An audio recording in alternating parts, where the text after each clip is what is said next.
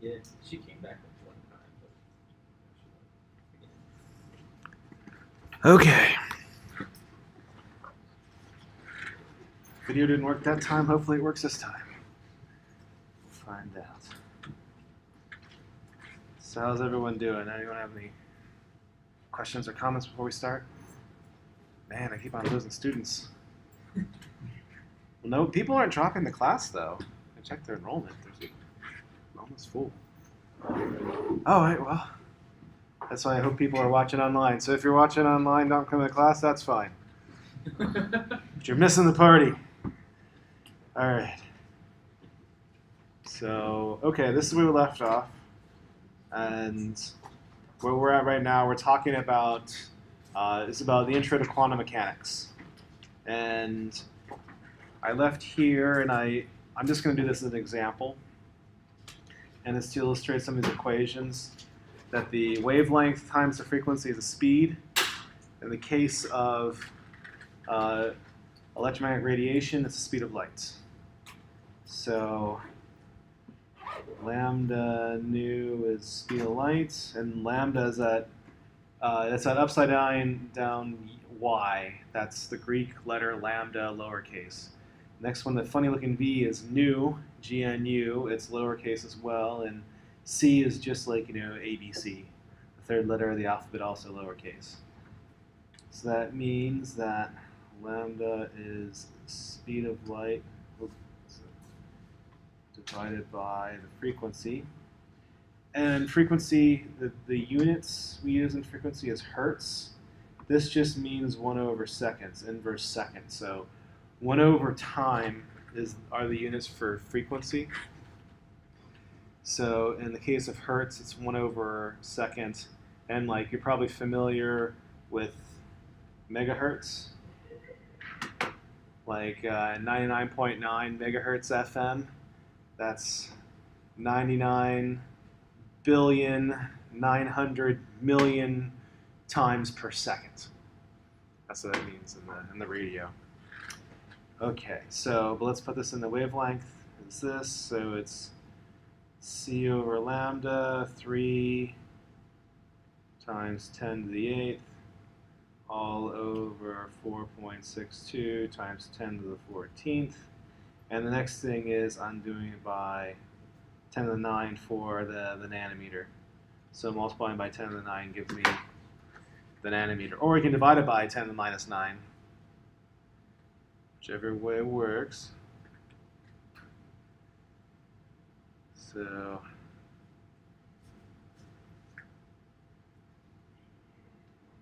let me put in my calculator. 4.62 E 14 times.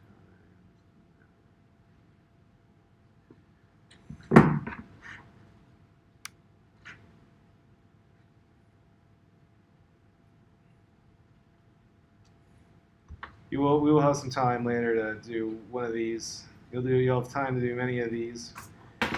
So I do want to make sure you're putting the numbers in your calculator properly, so I will come around. But if you can see here, this one here, it's 650. So this is usually pretty easy. Anybody have any questions with this, how to do it? Don't worry, they'll get a lot harder. Okay. So next thing we're going to talk about is the electromagnetic spectrum. And so one of the things I'm a spectroscopist, so which means I've used light to look at things. So there's many different types of spectroscopists. I'm in the light range. I've used infrared, visible, and ultraviolet to look at things. Actually, I've also used X-rays. I haven't done it personally. I've ordered things to use X-rays, but basically all types of radiation and electromagnetic spectrum affect matter in some way, shape, or form. And over here on the left, we have very long wavelength and relatively lower frequency. And on the right here, we have short wavelength and higher frequency. So, and more energy on the right. High energy on the right, low energy on the left. So start with radio waves. What radio waves do is they change the orientation, direction of the magnetic field of nuclei. So protons and neutrons, and then together nuclei.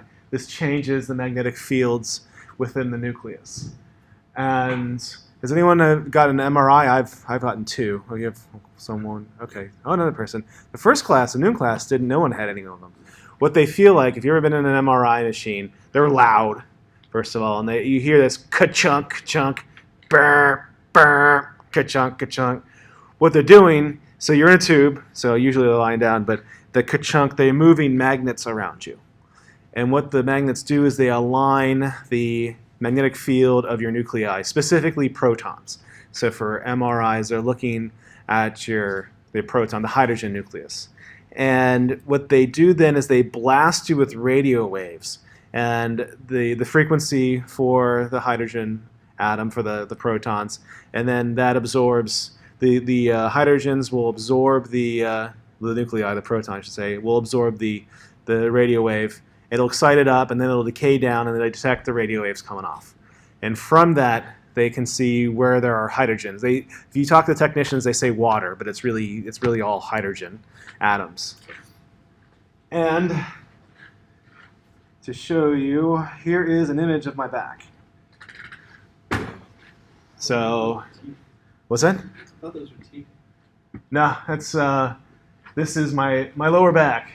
There's my sacrum, there's L5, L4, L3, and you can see that these 2 discs in my back are not looking very happy.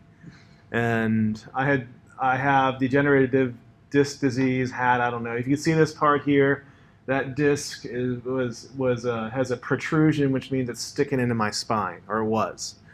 So I can tell you that doesn't feel very good. So it took me about a year to recover from that. So, but this is what I look like on the inside. So in case you're wondering if I'm a robot, I'm not. I don't think that you really. Oh. No. What did you do to get better? Oh, I did physical therapy. Okay. So time and physical therapy. I did a combination. I still do Pilates to strengthen my core, and just let's see here. Yeah, mostly PT and stretching. So I had to do. Do you have a bad back? No, my dad does. I have to do a lot of. It's called the Cobra pose. It's where you go up like this, and you. So yeah, do you have a bad back? No. Yeah, and I did a lot of just core strengthening, that kind of stuff, and over time, like there's no reason for me to get another MRI, but this is probably gone because my immune system probably cleared it out. So, and I used to get numbness down my legs. This just on my left side. It was weird. I wouldn't be able to feel this area of my leg. Like I could. It's weird. Like I mean, like I said, but it's very noticeable. But like for it to be numb, it's hard to explain. Like it's bothersome. I've also injured my neck up here, and I've had. If you ever done that, you had shooting pains on your arms. Those are fun. That was in a car accident. But anyways, yeah. But so if your dad, have him see a PT or something, or anyways. But yeah, this is all hydrogens. Where the lighter signs are, or where there's more hydrogen atoms. And from this, you can discern between bone. I mean, that's obviously bone. This is good cartilage, that's bad cartilage, or at least injured cartilage. And there's something special going on there, right? So, and you can do this without opening me up. This is something you can just, I can be put in a tube and they give me music to listen to, and I'm bored for a while, but it's all good. And you also learn lots of things. Like I learned I'm kind of claustrophobic because when my nose is about this far from the roof, that's just not comfortable. I hate MRIs. Like I've only had 2, mind you. One for my neck, one for my back. But I've also had a CT scan, and those are dangerous because they use X-rays. But I'd rather have a CT scan than an MRI. They last like 5 minutes. An MRI is like an hour. But anyways, yeah. So MRIs use radio waves, and MRIs are extremely safe. You can have one every day, several times a day for the rest of your life, and you will feel no physiological effects from the radio waves or the magnets. Well, there are some things that are weird, like the magnetic field inside them is really big, and you can induce current flow in your body. So, like, I felt it a little bit at one point in time. I started feeling hot in some of the places because it's just you're inducing current flow, and it's just your resistors, and then just by heating like that. But it's not that dangerous. I mean, they'd have to really turn it up high to. Well, if they do turn it up high, it'd be hard to cook somebody in there. Let's just say. It'd be a very expensive way to do it too, is use a superconducting magnet. So, okay, so there's radio waves. Radio waves also we use for communications. So they're very low energy, they go very far, and not much stops them. So they go through a lot of things. Microwaves, so cell phones also use microwaves. Also radar. Radar uses microwaves. Although radar is an acronym, it doesn't like the R in radar means radio, but they actually don't use, at least contemporary-wise, we don't use radio waves, we use microwaves. And what microwaves do, if you recall, so like a water molecule, so oxygen, hydrogen, microwaves make molecules rotate. Not just water, but any molecule, start to make it rotate. The microwave oven works, so there's rotation, and then by molecular collision, turns the rotation energy into translational energy, which is temperature. So microwaves makes things rotate, and there's some controversy that do cell phones cause cancer, and the answer, in my opinion, is absolutely, unequivocally no.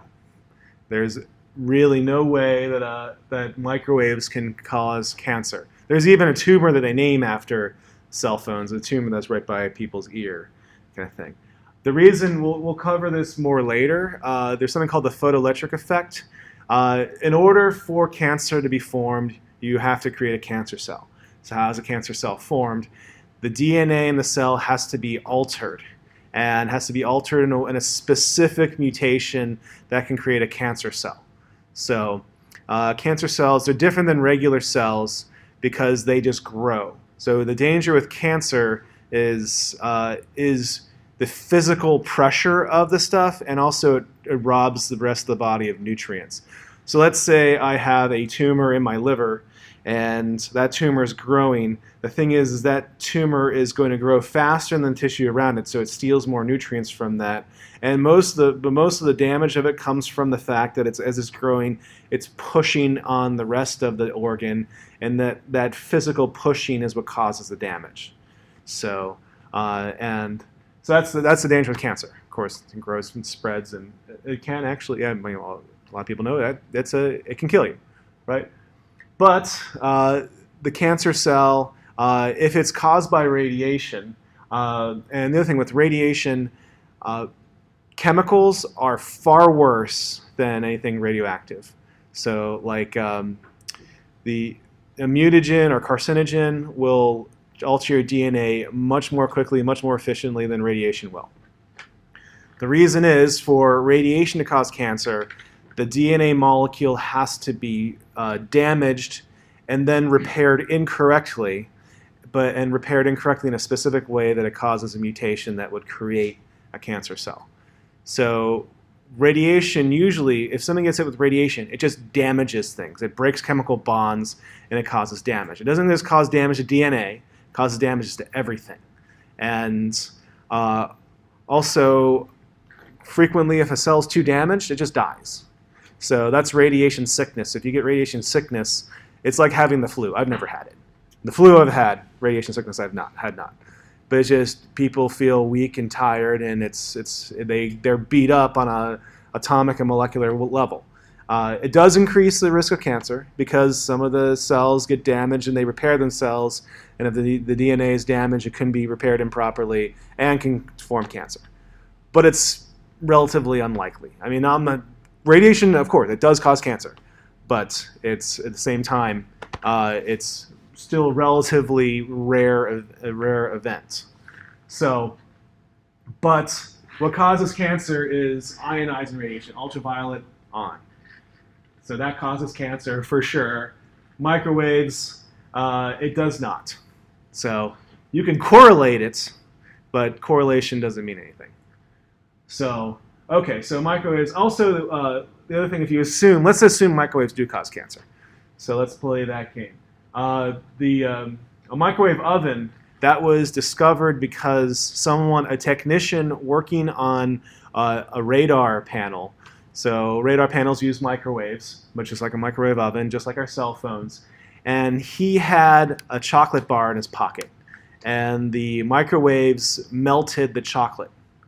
And he said, it melted the chocolate. I can use this to cook food. And then he started having microwave ovens. So he developed that. So that guy didn't get cancer. He lived a long life and he was pretty wealthy after inventing the microwave oven, right? So look at your cell phone. Compare a radar tower, right? A radar tower, they're big and enough energy to melt chocolate. And who is around these radar towers? People that work in the Navy, they're all over Navy ships, people in the airports. So those people would be at huge risk for cancer. And there's not really any greater risk for them than the normal population, as all things assuming. So that's why I think cell phones, besides the non-ionizing radiation, also just the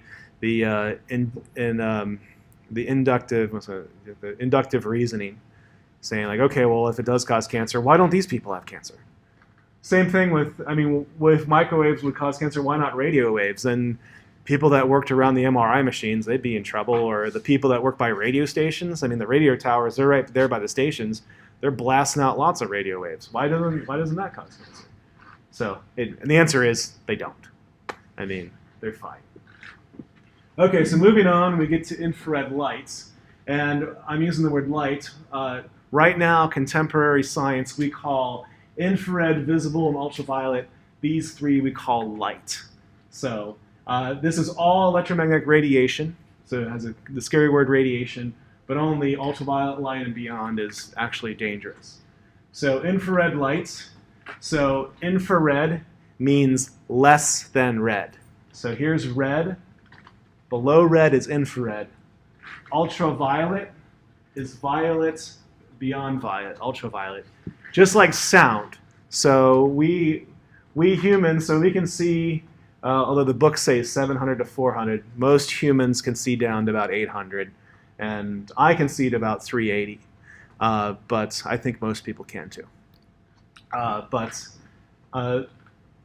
Just like light, we have sound. So we have a frequency of sound we can hear. There's infrasonic, less than the frequency we're used to or that we can hear. And there's ultrasonic, higher frequency than we can hear.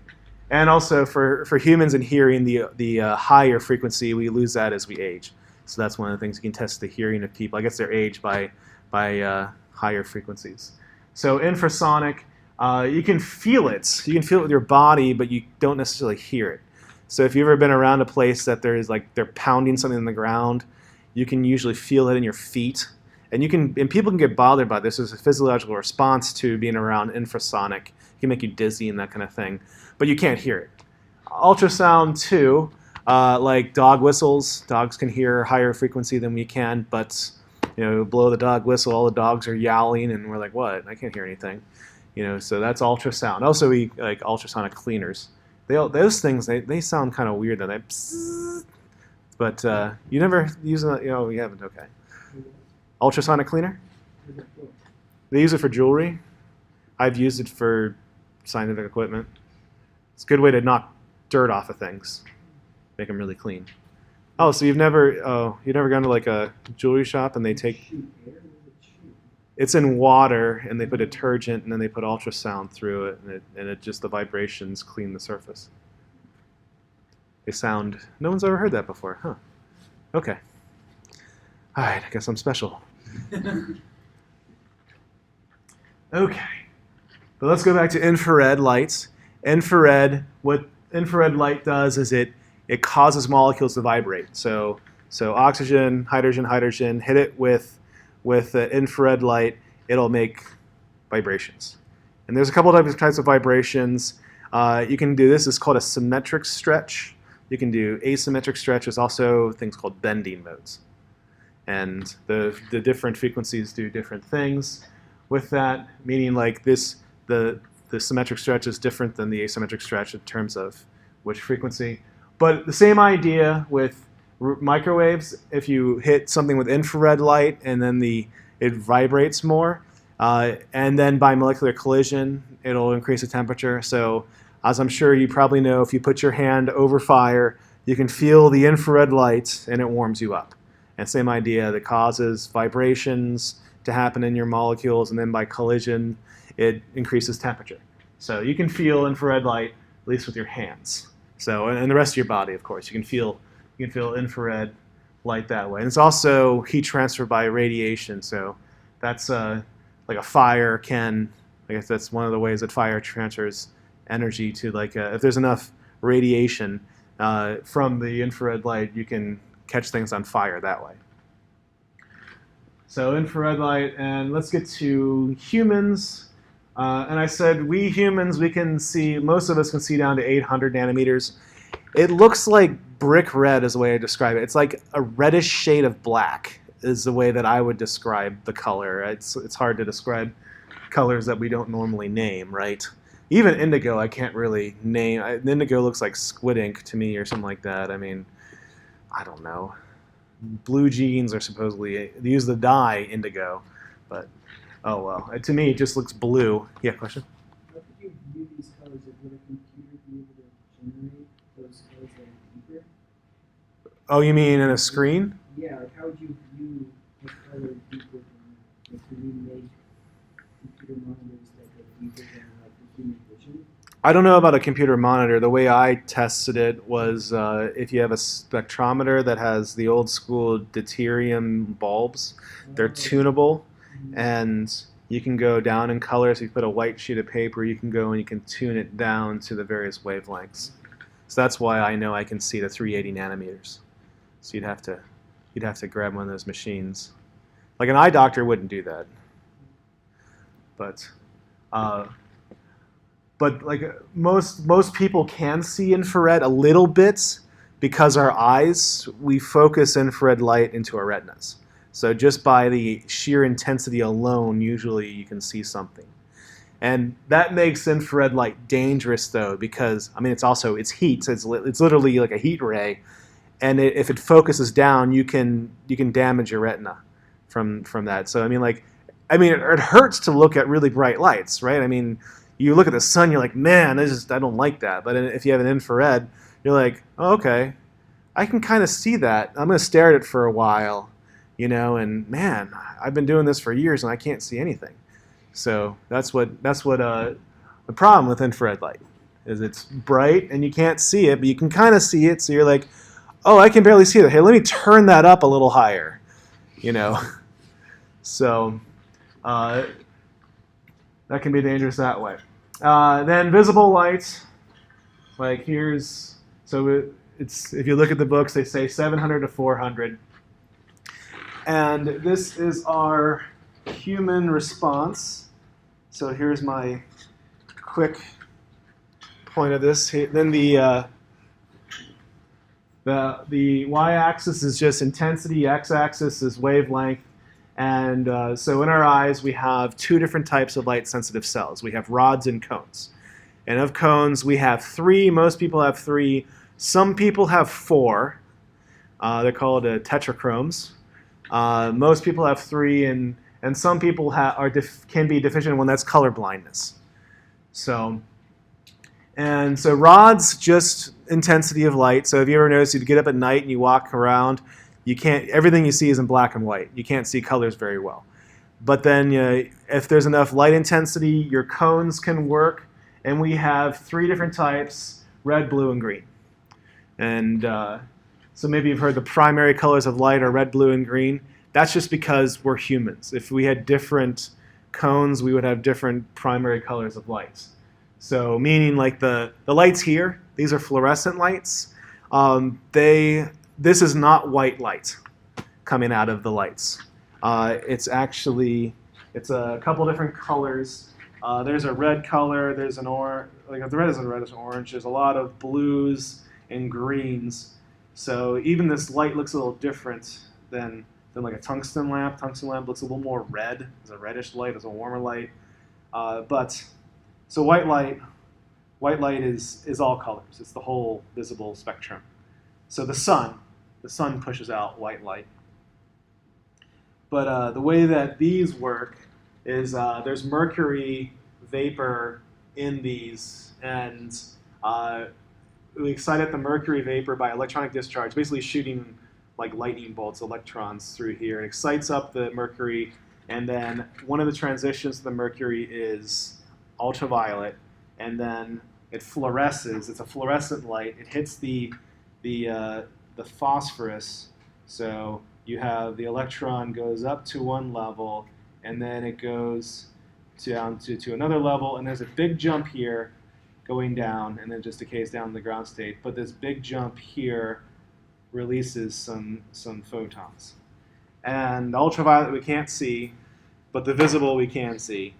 And that's the light that we're seeing there. And like I said, it's not white light. But we perceive it as white light because we're humans. We're not spectrometers. Okay, let me go back to our own perception of light. So our cones, we have a red cone, a green cone, and a blue cone. And the red cone also has a little bit of absorption in the near violet. So does anybody know the difference between purple and violet? No one knows. Purple is blue plus red, and violet is 400 nanometers-ish light. So for us humans, and also the way we perceive colors, our brains take this information and take the signal strength of these three different colors, and then we interpret it. So like this right here would be about orange. So our brains would interpret this signal intensity here as orange. A little bit over, we interpret this as yellow. Here we interpret as green. So the other question is, does my green look like what you guys perceive as green? Maybe my red looks like your blue. We don't know. That's one of those great questions, do we really know? But for our brains here, if you're giving a red and a blue photon, it is indistinguishable from just plain old violet. So we as humans cannot tell the difference between purple and violet just by the signal in our brains. And I also mentioned our brains. We as humans, we have the best sight of any animal. Oh, so there are other animals that are slightly superior in certain ways. So eagles and other birds of prey, they can see more finely than we can. Like they can see really, really fine details. And also mantis shrimp, they also have 11. We have 3 different types of cones. They have like 11. So, but the shrimp, they don't have the brains to appreciate it. Same thing with the eagles. Do you have a question, or you're just? Oh. Yeah. You're speaking about some people have extra cones. Yeah. Extra in their cones. So what does that do to their vision? Does that allow them to perceive more colors? Yeah, exactly. Yeah. I might be a tetrachrome. I'm not sure. Because also the tetrachromes supposedly hate yellow, and I don't like yellow. But because it's kind of rare for people to be able to see in the ultraviolet as well. So, but I mean, I'm not sure. I haven't been tested. I know I'm not colorblind. So, but males tend to be more colorblind more frequently than females, because it's on the colorblindness genes are on the X chromosome. So, but yes, a tetrachrome would see more colors than a non-tetrachrome. But at the same time, our brains are wired for 3, so it wouldn't be a superhuman power. It's not. We're not. That wouldn't be like I'm super vision man now. Hooah! It's just like a mantis shrimp. Our brains are wired for 3, and a mantis shrimp, the 11 that they can see, it's all to do with mating. So it's all about their sexuality and that kind of stuff. As they wouldn't be able to produce crazy artwork, for instance. So Whereas the same thing with an eagle can see really fine details, but it's just for finding like prey, right? So it's not really. So since we have the brain power to back up our eyes, we do see better and more colors than like cats and dogs. So that's true, but we also have the brain power to handle it better. And but like I said, we're not spectrometers. I mean, most of our vision deals with finding food. Is something dangerous? Is it fight or flight? Is this something I can eat? Is this something I can mate with? That kind of stuff. We make really quick decisions with that in our mind, and we're wired that way. Other thing that's interesting, so the color we see the best is the lime green, fluorescent green color. That is the color that we as humans can see the absolute best. You know that fluorescent green color? Like, it's like, man, I'm sorry, I can't hear you. Your shirt's too loud. Like the fire trucks, they paint them in that color. So they used to be red. Now they paint them the fluorescent color. Why that? Because we can see it the best. And also, what's interesting is that is the strongest wavelength that's coming from the sun. So the sun gives off white light. It's all colors, but the maximum of the output of the sun is the lime green color. And it's even lighter than this green.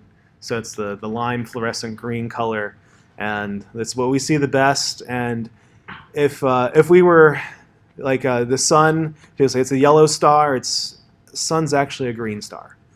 So like we have the red stars, they call them the yellow stars, and the blue supergiant stars. Our sun's a green star. But I mean, to us it looks red. It looks white, right? So our own perception. But if we were spectrometers, we'd see it differently. So, other questions? Yeah, it's just us as humans. Oh, and I guess if you wondered how fluorescence works, I mentioned it right here in that picture. Has anyone ever gone to a blacklight party? I have. They're kind of fun. Because like I said, the rods in your eyes, they just see intensity, and in low light conditions, you just see black and white. Like a blacklight party, you turn down the lights, but then when you have the certain things that will fluoresce, you'll get the intensity of that specific wavelength, and then you can use your cones. So your cones, and then you'll see it for that color, so it'll look really, really vibrant. You can also find out certain things about people, like how clean they keep their clothes, and if they have fake teeth or not, because your teeth, they fluoresce too. You notice that? When people are smiling at the party, you can see their teeth glowing. So, okay. So what does visible light do? So infrared light causes vibrations. And this is true actually for infrared, visible, and ultraviolet, but the majority of what visible light does is it deals with electronic transition. So an electron will jump up and down in energy due to visible light. It can happen for infrared light too. Mostly it's vibration. It can happen for ultraviolet as well, but ultraviolet mainly is ionizing, and infrared is mainly vibrational. Visible light is mainly electronic transitions. So like my shirt is green, which means that there is a dye in here, so when the light comes in, it absorbs the other colors except for the green, and then there's the molecules in my shirt get excited, and it gives off, when it relaxes back down, it gives off the green light. So the photons come in, they're absorbed, and then the transition, the excitation for the green light is reflected back out to everyone. So, okay, and then moving on to ultraviolet, beyond violet, now ultraviolet light, this starts what's called ionizing radiation. So what does ionizing radiation do? It ionizes. What does it mean to ionize? I mean, how do you ionize an atom? Atoms are neutral. Electrons are either taken away or added. So in this case, ionizing radiation rips off electrons. That's what makes it ionizing. It doesn't add electrons, it rips them off. And ultraviolet light can ionize the surface, the valence, the outside electrons. X-rays can rip off the inside electrons. It can rip out the outside electrons too. It can go all the way down to the core. So, but ultraviolet light, we can't really call colors in ultraviolet light because that doesn't make any sense because we don't perceive them that way. But we give certain names to ultraviolet light. The low energy ultraviolet light is called UVA. The medium strength is UVB, and then there's UVC. And then there's also vacuum ultraviolet light that's even higher energy. So vacuum ultraviolet light only really exists in space because once it hits the atmosphere, it's absorbed. So that's why it's called vacuum, because it only works without air. Now UVA, so UVA is the primary cause of wrinkles. So what is a wrinkle? I mean, I have one here. I was born with it, okay? So what a wrinkle is it's just, and all my siblings have one too, you know, yay genes. So layers of your skin, your dermal layers are the lower layers, and your epidermis is the top layer. And if there is any folding or scarring in your dermal layers, your epidermis will form over it. And so wrinkles can be caused just by repetitive motion. Like if you ever look at someone who's really old, you can kind of tell, does the person smile a lot or the person frown a lot? Because they have different folds in their skin, right? Oh, it's a smiley face. Oh, that's the guy who's got a frowny face all whole life, right? Because you can tell, because that's where the pressure was, and it alters the dermal layers of the skin, and then the top layers can form around it. So UVA radiation can scar the dermal layers. So over time, that can lead to wrinkles. And sunscreen, some of them say anti-aging. It means it blocks UVA radiation. It doesn't work very well, unfortunately. So UVB, we block UVB pretty well. UVA, not so much. Now UVB is the middle range. That is what causes suntans, sunburns, the skin cancers, carcinoma, melanoma. That's caused by UVB.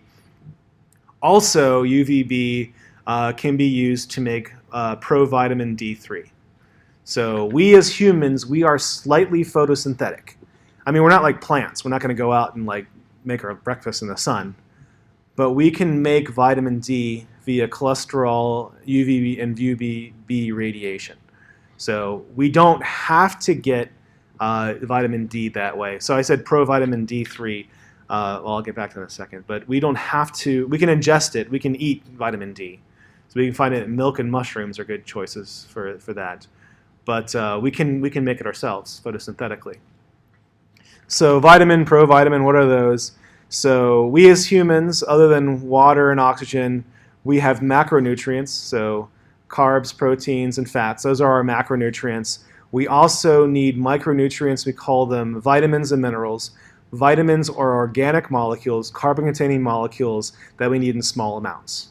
And then minerals are elements that we need in small amounts. Things like iron, sodium, and potassium, those are elements. Those are minerals. Also things like iodine and chromium, we don't need that much of that, but we need a little more iron, sodium, and potassium than most. But we do need a little bit of some other minerals. So vitamins, they do different things. And like for instance, vitamin C, and much of what we know from the vitamins are from deficiency diseases. So vitamin C, the deficiency disease of that is called scurvy. And vitamin C is also known as ascorbic acid. It's anti-scurvy acid. We know that if you take 60 milligrams a day of this anti-scurvy acid, you won't get scurvy. So, but unfortunately, is that how much you actually need? Most nutritionists say we need 200 milligrams. But 100%, the daily value, it's 60. It's just how much you need to not get scurvy, kind of thing. So the question is that when you look at the bottles for say how much vitamins and minerals you need, it's worked off of deficiency diseases. So we don't know if that's what the proper amount to have is actually. What's nice about vitamin D, though, is that our bodies can store it. So vitamin C and vitamin Bs, They're water soluble. We need to intake those daily, most cases on a daily basis. Otherwise, we can get deficiency diseases quickly. Vitamin D, well, the rest of the vitamins, vitamin A, E, D, and K, those are fat soluble. We can store those. So vitamin D deficiencies, they're not very common here in Hawaii. They're more common in places that doesn't get a lot of sunlight. So things like places like Alaska or Sweden or Finland or Siberia. And that's because of sunlight. But at the same time, you can store it in your body. The deficiency disease for vitamin D is called rickets. And I saw someone, it wasn't here, it was in Honolulu. I remember watching, she was walking one time and I could see her entire leg bend and flex. And I was like, man, that woman must have rickets. Makes your bones very bendy. And I didn't talk to her about it. I mean, I'm like, hey, do you have rickets, by the way? And how the hell did you get that? You know, it's from a lack of vitamin D. It gets you rickets. But like I said, sunshine will cure that. Okay, so UVA causes wrinkles. UVB gives you vitamin D. Also gives you sunburns and suntans and skin cancer. Oh, the other thing about skin cancer is it's unlikely that us at our stage of our development would get skin cancer from the sun. Most of it comes from earlier exposure. It doesn't mean we can't get it. It's just most likely. So skin cancer usually is from really, really young. So the exposure from the sun when you're really, really young. Now it's more just, I mean, I'm very fair, you know, obviously I'm very fair. I wear lots of sunscreen. I'm not wearing it right now, but I tend to wear sunscreen if I'm out inside for more than 15 minutes. And some of the ingredients might be carcinogens, but I'll still use them. Or the jury's still out with some of them, but I don't care. I'd rather not be sunburnt. But that's my own personal choice, of course. Okay, then UVC, that's the next highest energy. That mostly gets absorbed by the atmosphere. Some of it gets through, but it doesn't do that much. Well, it's not very intense coming from the sun, so it doesn't do that much harm to us. But the UVB is what most people feel more strongly. Okay, so now next highest energy, X-rays. X-rays, these can cause rip electrons off even closer in the atom. But X-rays can also rip off surface atoms. So, and X-rays are very dangerous. Ultraviolet light can cause skin cancer. Ultraviolet light cannot cause bone cancer, at least not directly. Yes, you can get a carcinoma, melanoma, which can spread to your bones, but you're not gonna. That's a progression of the cancer itself. The ultraviolet light can only cause skin cancer, so surface. It can also cause cataracts. Oh, I didn't mention that, ultraviolet light. So infrared light gets focused by your eyes to your retina. Same thing with visible light. Ultraviolet light does not. It actually, I mean, the initial ones might, but the higher in energy UV lights, like the UVB, it does not get focused down into your retina. So I mean, the way we are as humans, we would never be able to see it. So we can see the UVA, maybe. And some people, there's a hypothesis. Do you know the artist Pierre Auguste Renoir, the French? No, you haven't seen it? Okay. He's an impressionist painter. He had cataracts, and he has cataracts removed. I mean, in the old days, they would just take off the cataracts, like take off the entire part, and his painting changed. So his colors changed, and they think it's because he could start to see in the ultraviolet. So, of course, that was back in the 19th century, so we can't, do you see in the ultraviolet? Kind of thing. But all UV light, it can cause cloudiness on our corneas. That's also known as cataracts, one of the causes of cataracts, most common cause. It also can burn the interstitial fluids of our eyes, so it doesn't get focused, but it can burn. So, but that usually regenerates itself. So UV light to your eyes is not as dangerous as infrared. So in that regards. But X-rays, going on to X-rays, X-rays actually can also cause skin cancer. So I have another hypothesis. One of the reasons why I think people hate the dentist, I hate going to the dentist. I don't know about you guys, but I just dislike it in general. It's not like, yay, I'm going to the dentist. It's going to be a happy day, kind of thing. But now, if you get like an X-ray, they always tell you, all right, take this, and I want you to hold it this way, like this, like no, a little higher, like that's perfect, and they leave the room and then they hit the button. Back in the old days, the dentist or the dental hygienist would hold it and then shoot the X-ray, and their hands, especially these two fingers and like the back of their hands, would get a lot of X-rays, and their skin would get all scaly and gross, just from all that. And I mean, your hands are not really a vital part, so I mean, it's not even if you damage the heck out of it, it's not that important as far as the rest of your body. But I mean, people having manky-looking fingers and hands, especially these two right here, I think it led to people not liking dentists. Glenn Seaborg, a famous scientist, he worked a lot of radiation. He had apparently his hands were really ugly from working with all the radiation with his hands. And Marie Curie and her husband, they used to carry radium and put it in their pockets. And they go around and say, like, oh, check this stuff out, and pull out the radium out of their pockets. And they would have sores, like right here from the radioactive materials. So I'm not saying that like radiation is perfectly safe. I mean, it's just a lot of stuff we didn't know, kind of thing. Some things about the dentist, though, like I must bug the heck out of them whenever I talk to them. They always, because they bring up the X-ray machine, put it in my mouth, and they put on this lead vest. I'm like, why are you giving me a lead vest?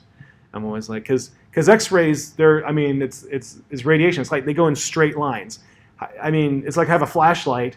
The light goes this way, and if you have the flashlight pointed here, it's not going this way. Like why do you wear a lead vest? It's to make the patients feel better. They serve absolutely no purpose because it's just, I mean, it's X-rays too. They're just going right through me. So, oh well, I wear the lead vest, but I should stop complaining about that to the poor dental hygienists. Probably not. Okay, so the last part, gamma rays. These are really high energy. You can even go further if you want to cosmic rays. Those are even higher energy photons. These are gamma rays deal with nuclear transitions. So we'll learn a little bit about electrons, electronic transitions, and gamma rays deal with transitions of protons and neutrons and nuclei. And I used to be into nuclear physics, and I can tell you that nuclear physics is much, much easier than chemistry. Because when you deal with electrons in this range, energy levels are really close, and then they interfere with each other, and you get all these sorts of crazy patterns coming out. They're hard to discern. Nuclei with gamma rays, the energy levels are so far apart, they're all isolated. They're easy to do calculations on. It's easy to figure out which one is what. So spectroscopy for nuclear stuff is super easy. So you would think like, oh, nuclear physics is really hard. I'm like, well, yeah, but not the spectroscopy. The spectroscopy is easy. Visible and infrared spectroscopy is much, much harder. But okay, how are we doing? Anybody have any questions? All right, so let's talk about waves. So this is still, we're building up to waves. Why am I talking about waves? Because electrons and photons can act like waves. They can also act like particles. So let me talk a little bit about waves first. You can have waves add onto each other. This is called constructive interference. So if you have two waves in phase, they constructively interfere. If they're out of phase, this is called destructive interference. So you see here I can't reach up that high. So this is at the peak, this is the peak. So because of that, they have a big peak, and you have a big, they're on the bottom there, so that way you have a big trough there. Whereas here, this one here is in a peak, this one's in a trough, and so because of that, they just cancel each other out. So that's destructive interference. And this is like the purest case. I mean, it never really happens that way. Like if you've ever taken like a puddle or a pond and thrown rocks into it and you see these patterns, sometimes it's constructive, sometimes it's destructive. It's just kind of this crazy pattern comes out of it. Okay. So now let me talk about wave versus particle-like behavior. Let's say that we have a rock wall here, like an ocean rock wall, and there's a hole in it. Then a bunch of waves come and crash into that rock wall. The waves then can diffract if the water is high enough, of course.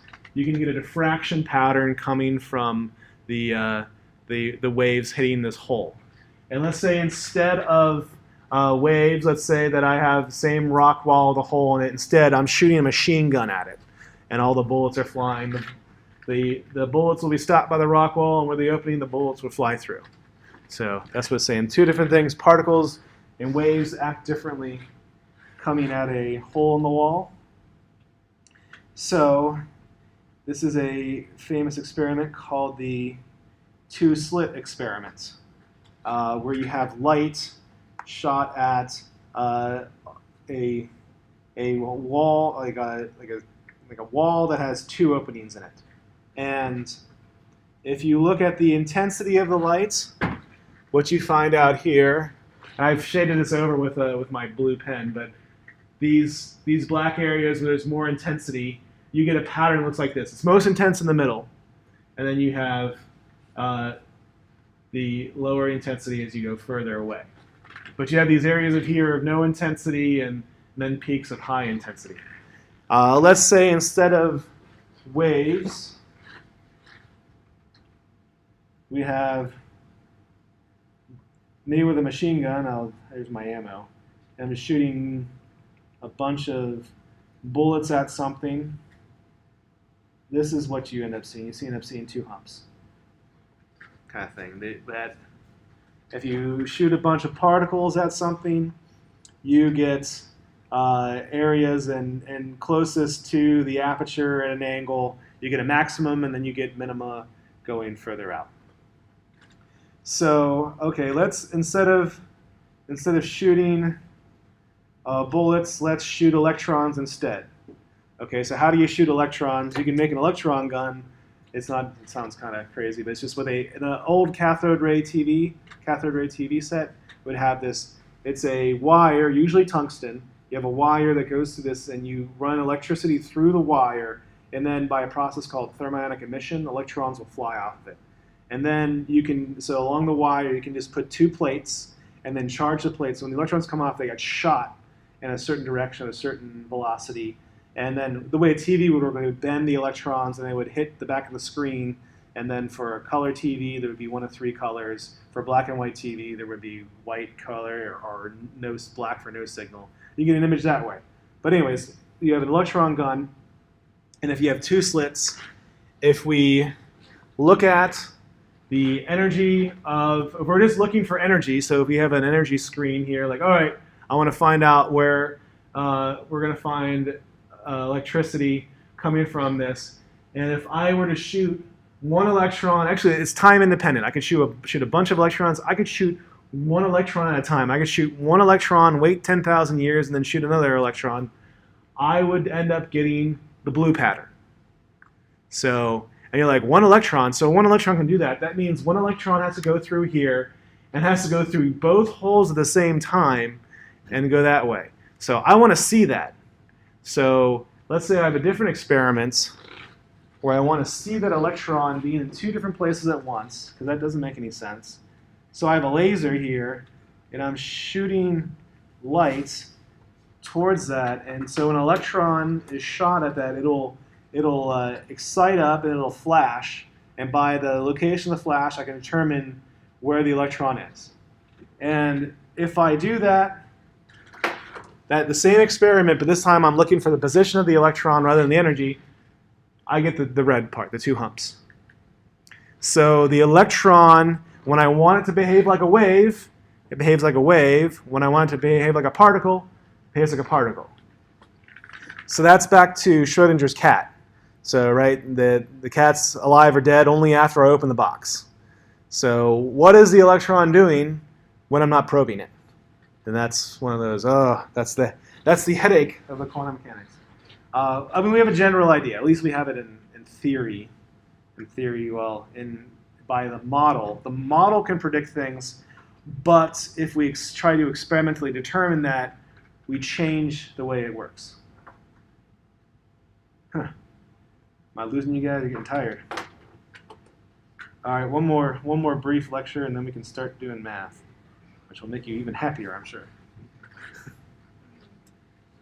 Okay, so I mentioned this dealing with the why cell phones don't cause cancer, why microwaves don't cause cancer.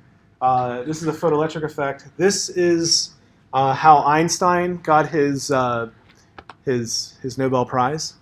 So, funny enough, here in the United States, Einstein is very popular.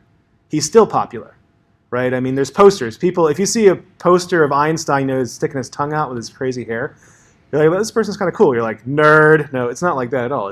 Einstein is still part of our pop culture. So he was hated in Europe. They didn't like him at all. So the Brits hated him because he claimed to supplant Isaac Newton. And there's like, how can you say that you could destroy the world that Isaac Newton has created? The Germans didn't like him because he was Jewish. So what did he do? Came to the United States. And we loved him. But anyways, we also think of Einstein, we think of relativity. That's not what he got his Nobel Prize for, his highest award. It was because of the photoelectric effect. And so here's a metal surface, and if you shoot low energy light, nothing happens until you get to a certain frequency of light or wavelength of light, and then electrons start coming off. And they're always the same energy electrons. But if you change the wavelength of light, what happens is that the higher energy wavelengths of light will shoot off electrons, but faster. I'm trying to show this is slow electrons, and these are pew, pew, pew. Those are faster electrons. And if you have more intensity of light, you don't get faster electrons, you just get more of them. So, and from this, Einstein inferred that this is what was going on. That let's look at it this way. The energy, let me move this term over here. So the energy of the photon that it's hitting, the light hitting the surface of the metal, equals how much energy the electron has transferred and how much energy it takes to rip off the electron. So that makes sense. And that's just rearranging that, saying that the kinetic energy of the electron is equal to the energy of the photon minus how bound that electron was, the binding energy. Now this had some big implications because this, among other things, also showed that the world is a quantum effect. It's that the atom, the electron, and the photon, atom's not surprising, but the photons themselves were quantized. So, and also later on, space-time is quantized. So what we exist in right now is space-time. Einstein calls it space-time. That's what general relativity is. That like gravity and whatnot is mass distorts space-time. That's kind of thing. But has anyone ever heard of Zeno's paradox before? No one's heard of that. Okay. Zeno's paradox, you probably have heard of it, but you just don't know what it's called. Let's say I need to go half the distance to the desk. Half the distance. Half the distance. I'm never going to reach the desk. That's Zeno's paradox. It doesn't work in a discrete world, in a quantized world. For continuous mathematics, that would work.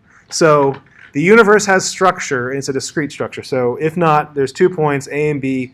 You will never be able to reach anywhere between points A and B if there was a continuous universe. Because whenever you move across something, it takes time. It takes time to move across space-time. And if there were an infinite number of points between point A and B, you would never be able to reach there. So because of that, the universe itself is quantized. Yeah, there's someone like, oh, there's people walking. I thought it was a dog or something. Got excited. There's what is going on? I'm lost in my train of thought. There are only little tiny packets of existence that can be, and that is the discrete world meaning, or quantum world, meaning there's only little places that things can be. That's why you actually can touch the desk, right? Because if going half the distance to the desk, eventually I will touch the desk because there'll be one quantum of existence right next to the other quantum of existence, and you can't get any closer than that. So this yielded way, among other things, among other things. There are many. This is one of the debates, like where are things going? What are photons? Are they quantized? And they are. When I say by continuous mathematics versus discrete, so you probably know like a parabola. You probably all drawn a parabola. And you can zoom in, you're like, okay, well what's between 1 and 2? Well, there's a half. And what's between that? There's a quarter. And you can keep on, and in continuous mathematics, you can go as small as you want. But in discrete mathematics, you can only deal with certain numbers of things. And we deal with discrete mathematics. You just don't even know you're calling it discrete mathematics. Let's say that you and your friends go somewhere. Say you go to Oahu, and there's 6 of you, and you want to know how many cars you need to rent. And you can fit 5 people uncomfortably in a compact car, right? Like, so how many cars should we rent? And with 6 people, you say, all right, we have to rent 2 cars now, right? And with 6 people and 5 people in a car, you're like, all right, we need 1.2 cars. So you go to the rental counter, like, I want to have 1.2 cars, please. Right? They're like, no, you need 2 cars, right? Because of the quantized nature of it. So the discrete mathematics. So you don't even know you're using it, but you do use it sometimes. Okay, now back to math.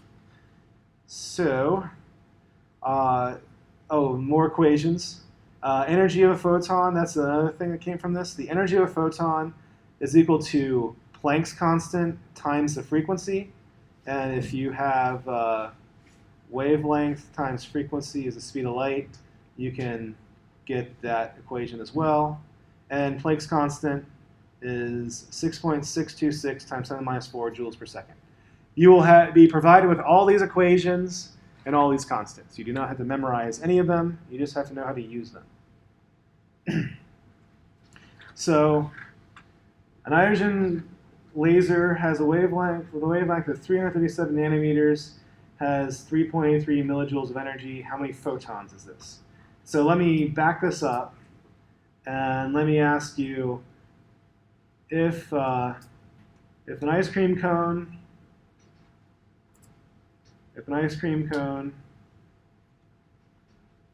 costs $1, how many can I buy with $20?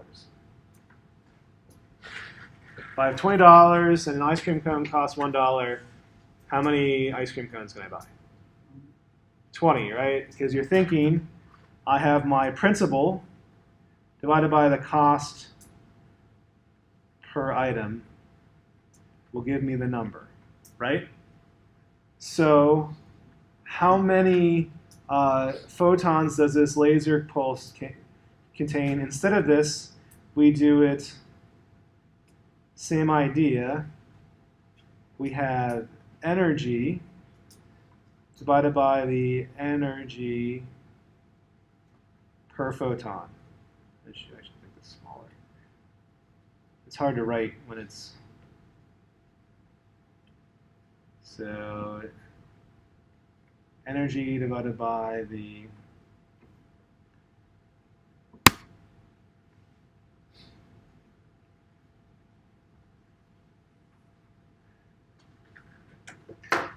we can't see that now that it backed up. Okay. So just like we have our principal cash and then divide that by our cost per item, we can figure out how many number of the items we can purchase. And instead of that, instead of money, we have energy. And instead of cost per item, we have energy per photon. And that will tell us the number of photons. Does that make sense? Okay. So that means our photon number is going to be the energy, which is 3.83 times 10⁻³ joules, divided by, and the energy per photon, energy is h nu equals hc over lambda. We're going to use hc over lambda. So h is 6.626 times 10 to the minus 34 joule seconds, joule times second. Speed of light is 3 times 10 to the 8th meters per second. And divided by the wavelength, which is 337.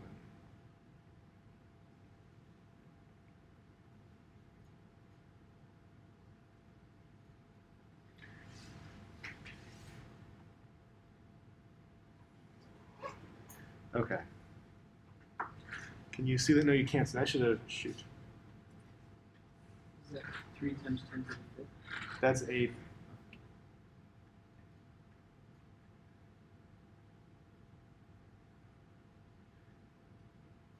Like even smaller. I should probably just stuck with the other one. Oops. Okay. That was the energy, 3.83 millijoules.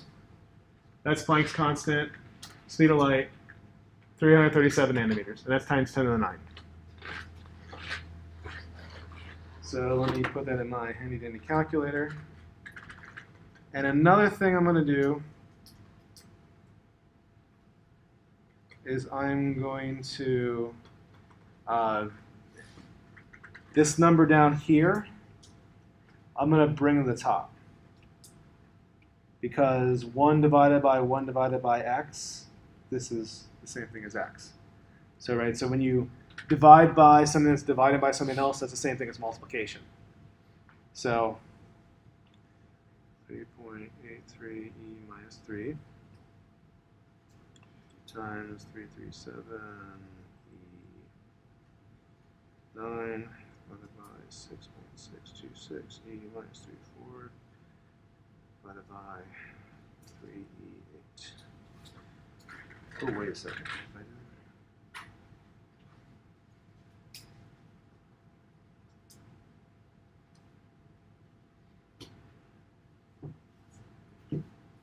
Oh. That's what it is. It's minus.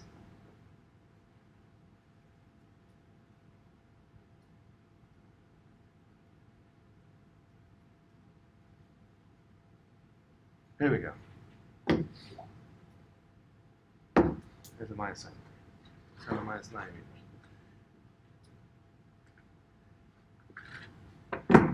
And this equals 6.49 times 10 to the 15. Let me take a picture of this.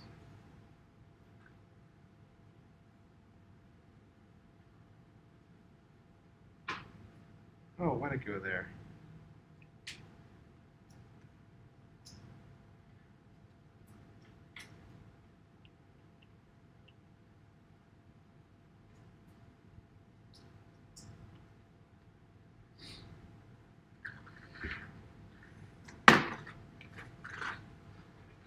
And I want you to note that I'm using the, you can see my reflection there. So I'm using the E button a lot. I used the top one's wrong. I should have used E to the minus 9. So I'm using these E buttons a lot. So I want to, in the next example, I want to go through and make sure you can do that with your own calculator. So, what are we doing? Any questions? This one here, so we have 6.5 times 10 to the 15. You're like, that's a huge number. And hopefully like, wait, just kind of like atoms. Atoms are huge, like number of atoms is a huge number too, kind of like Avogadro's number. So photons are tiny, just like atoms. Okay. So now it's your turn. So a laser pulse at 532 has a pulse of 4.67 millijoules. How many photons is this? I'm mostly interested to see if you can put the numbers in your calculator correctly. So we have 4.67 times 10 to the minus 3 joules. Oh, I didn't mention units. the units up here, the joules cancel, the seconds cancel, and the meters cancel. So you're left with just a plain old number. Okay. So I also want to see if you can put this in your calculator. So did anyone not bring his or her calculator? Right, okay. You can play with mine. And then we have H 6.626 times 10 to the minus 34 joules second, 3 times 10 to the 8th, all over 532 times 10 to the minus 9 meters.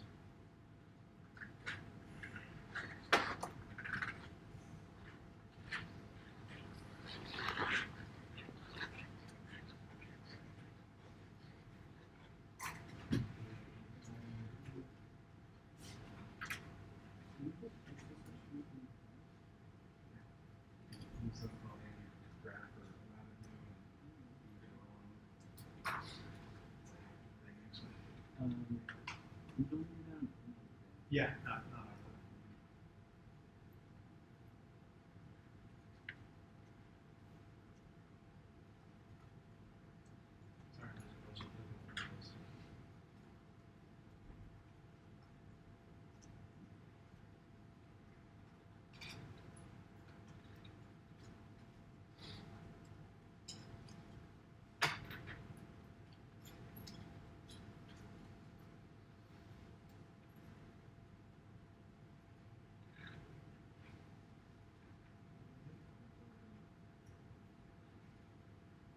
it's a little awkward. Yeah. Yep, that's it. I'll spare you the suspense answers. Are you calling? Got it? Did you? I'm still working. Oh, you did? Keep going. It's like, I want to, I'm going on spending extra time here because this the special skill actually is that the numbers in the calculator properly. Is the place still looking?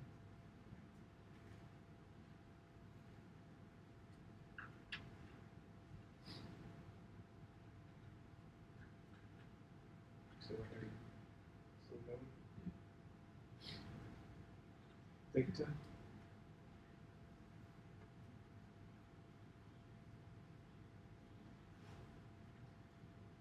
My alarms are going off.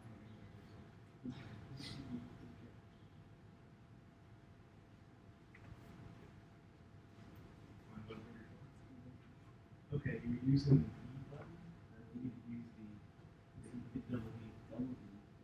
What is the usually it's a conflict between the two. This is the E button. That's yeah. That's natural. The E number. That's a 2.9 something something. The minus 3. Like, did you? And then do some to E minus 9.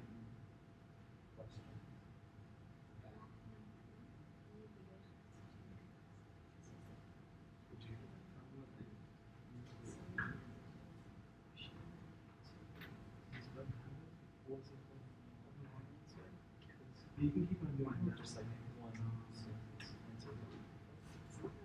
If you want to do this one, unless you put that parentheses around, you do 3, and 6, 8. This one actually here you might have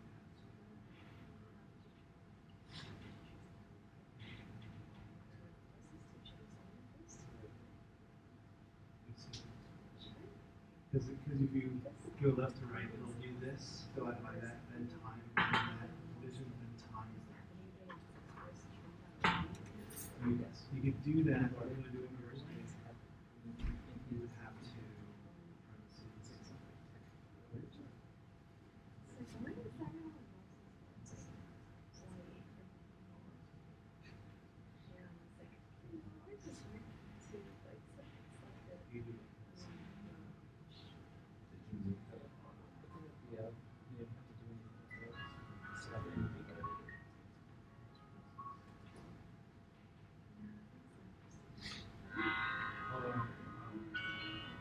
Yeah, so class is over. Okay, you go. That's what it means. Well,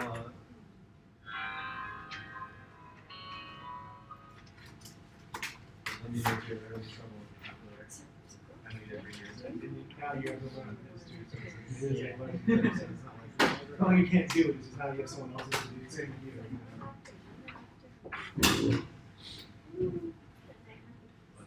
Did you follow it? Yeah. No, it's not. I have a test tomorrow for physics.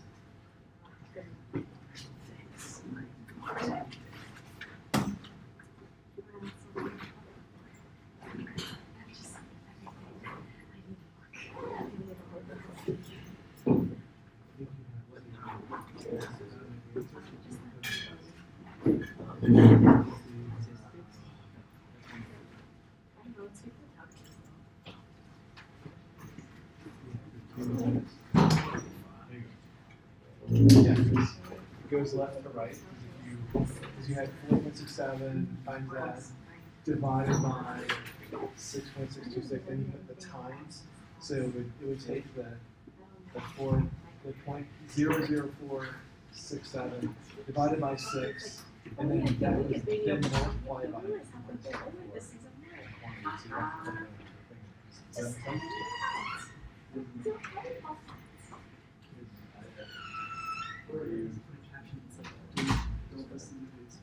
Yeah, it's that. Yeah. Okay, good. Any questions? Yeah.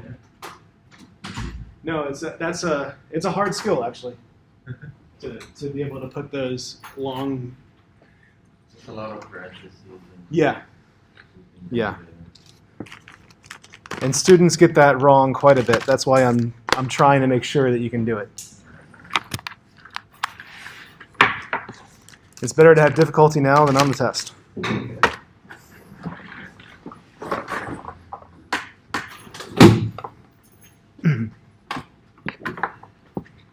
me see.